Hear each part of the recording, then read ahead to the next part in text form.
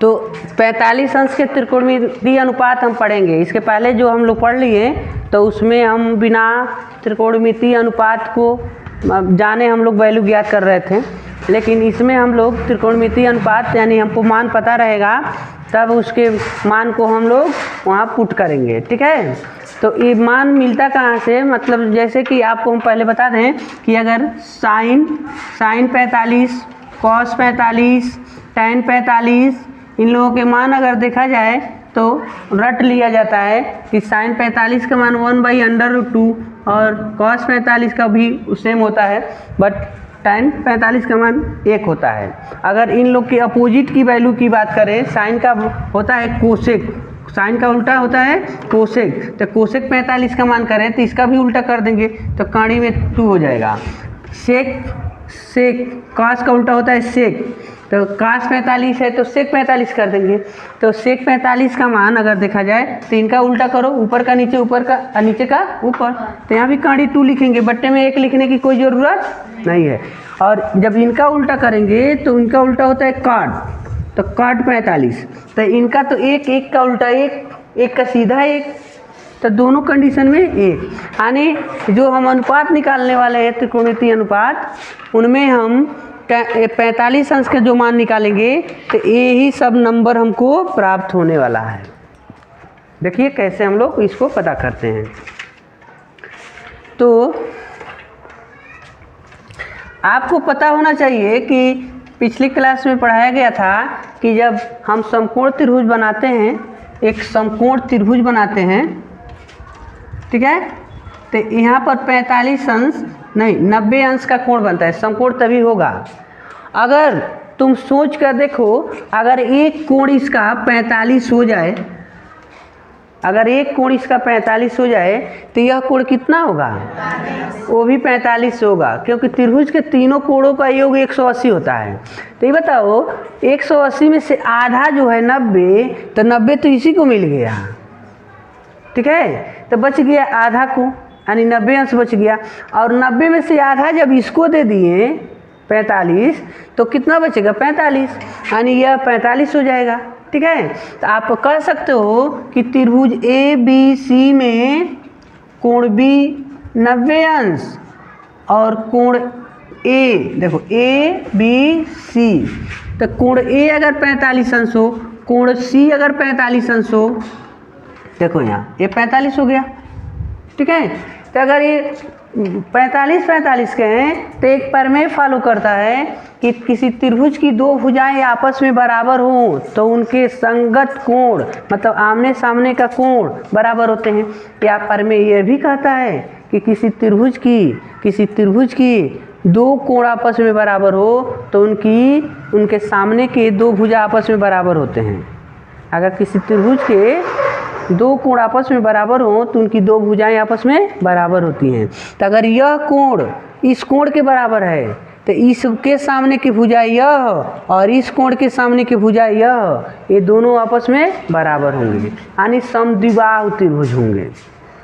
समद्विबाहु त्रिभुज होंगे यानी समद्विबाहु त्रिभुज के दो कोण आपस में बराबर होते हैं और दो भुजाएं आपस में बराबर होती हैं। ठीक है, तो हम यहाँ नोट कर देंगे त्रिभुज ए बी सी समकोण समद्विबाहु त्रिभुज है।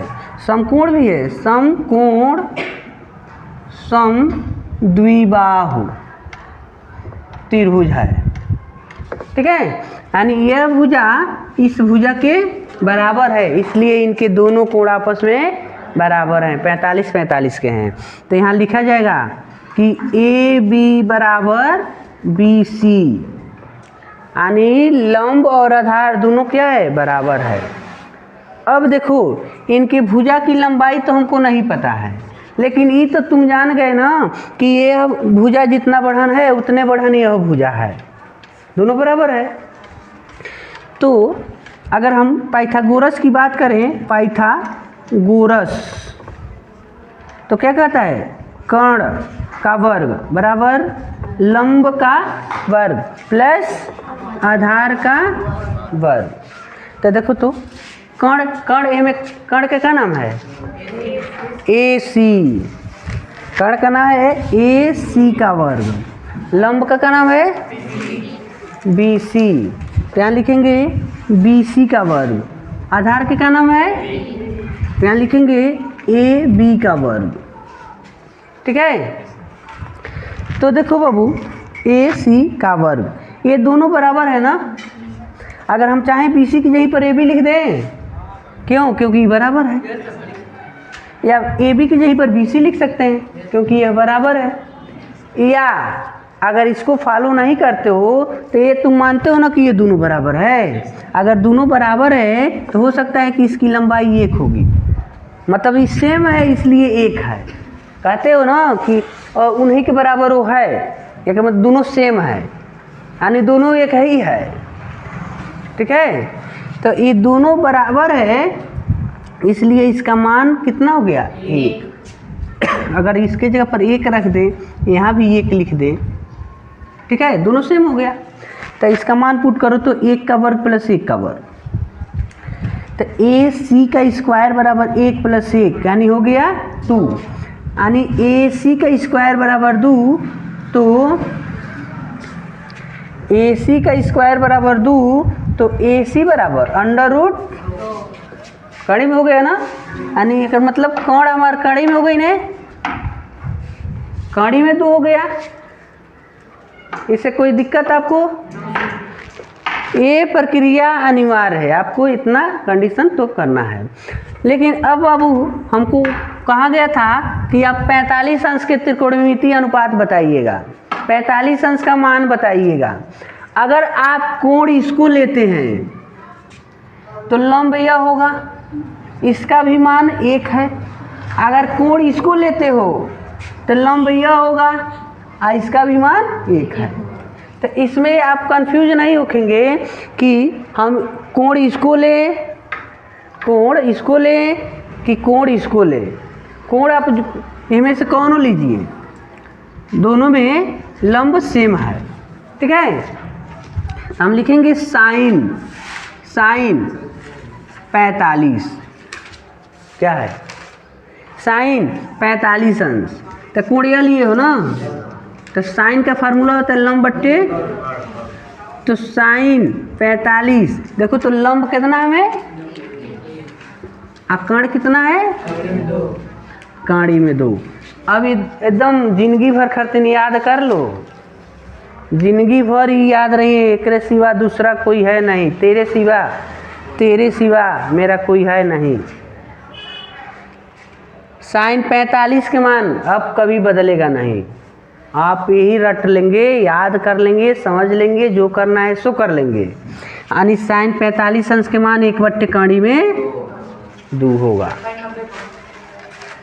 अभी हम केवल इसमें 45 अंश के मान की बात करेंगे, अभी उसका जिक्र किया जाएगा। ठीक है, यहाँ देखो कॉस, तो कॉस 45 की अगर बात करें तो कॉस का फार्मूला जो होता है बाबू, कॉस का फार्मूला होता है आधार बट्टे कोण।